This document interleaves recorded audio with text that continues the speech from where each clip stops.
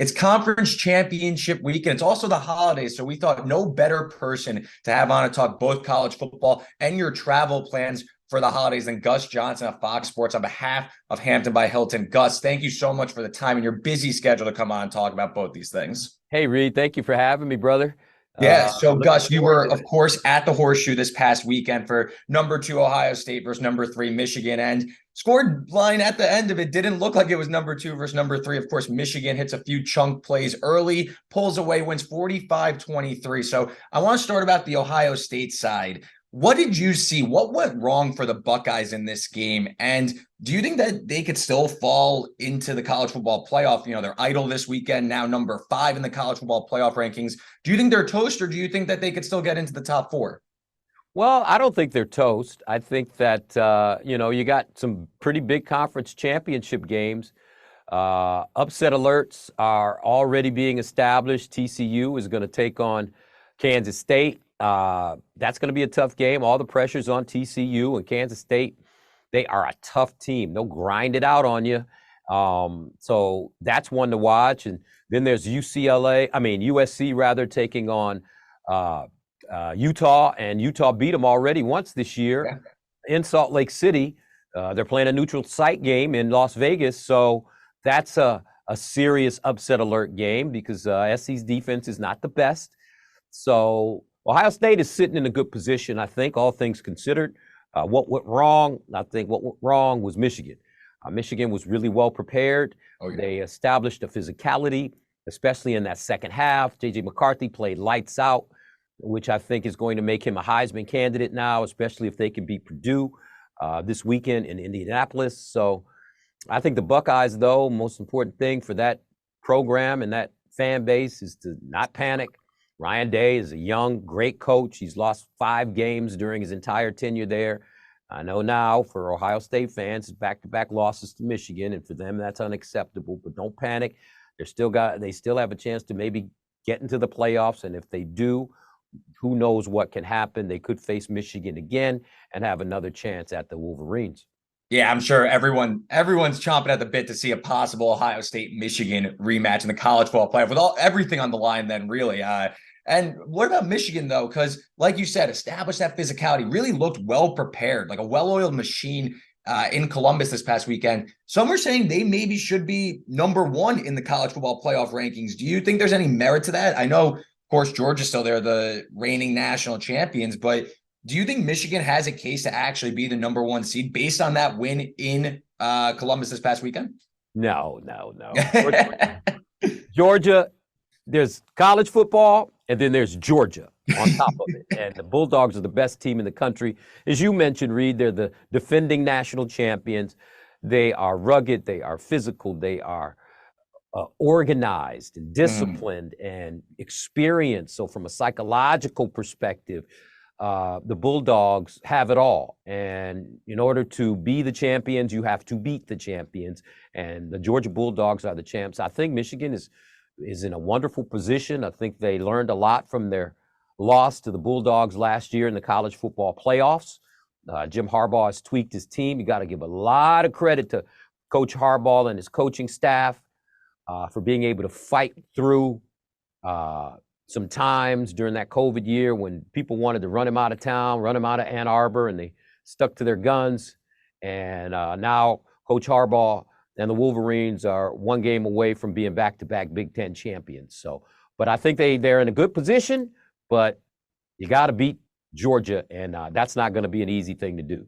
Yeah, the odds indicated Georgia, the odds-on favorite, -175 to win the national championship. Michigan, +300. They are -16.5 favorites against Purdue in the Big Ten championship game this upcoming weekend. And guys, I want to transition more to you as a commentator because you're known for your incredible calls. You're known for your excitement in the booth. So 2-part question here. What has been your favorite college football game you've ever called?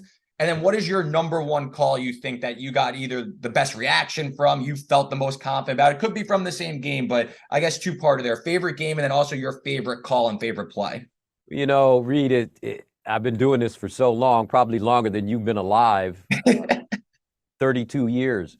Yes, older than me. That's right. I've been a lot of places. I've had a lot of great experiences, and I called a lot of games. It's kind of hard to narrow it down to one particular game, because there have been so many incredible opportunities. I've had the best seat in the house. I don't really pay a whole lot of attention to calls and all that kind of stuff. I let everybody else uh, think about that kind of stuff. I'm just really fortunate, man, to be in the position that I'm in, and words can't express the amount of gratitude I have um, for people that enjoy my work.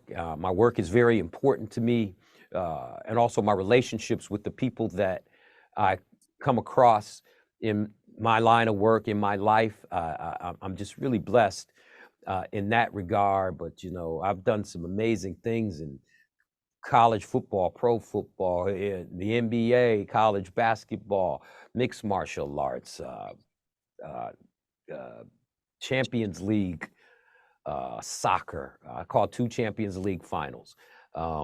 Boxing, the Olympics in '98 in Nagano, Japan, the Winter Olympics. So, man, it's just sometimes I have to pinch myself, Reed, to realize what I've had a chance to experience in life, in this life, and I'm just so fortunate, just so blessed, and appreciative of everything and all the people that have helped me along the way, including my parents, my family, my coaches, my teachers, executives in the sports broadcasting business. So, that's kind of how I look at it.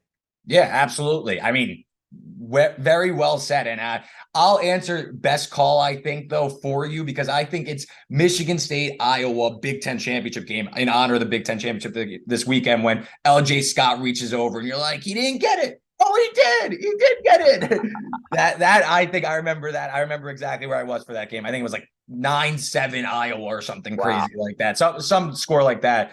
But Gus, you're on the road constantly, and you know how to pick and choose your hotels and your travel arrangements. So why not tell us about your partnership with Hampton by Hilton and what you look for in a hotel while you're traveling ahead of the holiday season? That's a great question, Reed. I look for consistency and quality, because the most important thing when you travel as much as I do is to go somewhere that's got a great vibe. And when you walk in there, you're going to get some rest. And when you go to a Hampton by Hilton hotel, and I'm straight up about this, I travel to a whole lot of small towns in America, small college towns, places like Manhattan, Kansas, or Stillwater, Oklahoma, uh, Norman, Oklahoma. You just want to go somewhere and relax and chill, where it's clean and comfortable. You go to a Hampton by Hilton hotel, the rooms are modernized, and they're nearby. There's a Hampton by Hilton hotel 30 minutes from you, wherever you're sitting in the United States of America. So where you're sitting right now, 30 minutes from you or even closer, there's a Hampton by Hilton hotel. So if you go into those places, and it's affordable when you're traveling with you and your family or by yourself, you're not spending an arm and a leg to have a comfortable and enjoyable stay. So those are the kind of things that I look for when I travel. And I think this great partnership and relationship that I'm establishing with Hampton by Hilton is something that really people need to know. I stand by it because I'm in there all the time. And I think that it's something that I want to get that message out, to make sure that people understand that if they need somewhere to go, especially during the holiday season, HamptonByHilton.com, check it out, because you won't be disappointed. Yeah, definitely. Gus, thank you so much for the time. Best of luck calling the games the rest of the season. And for more conference championship coverage, make sure to head over to the BetSide YouTube page and check out the Early Read, hosted by myself, Reed Wallach, and also BetSide.com for game previews on all conference championship games this weekend. All right. Thank you for having me.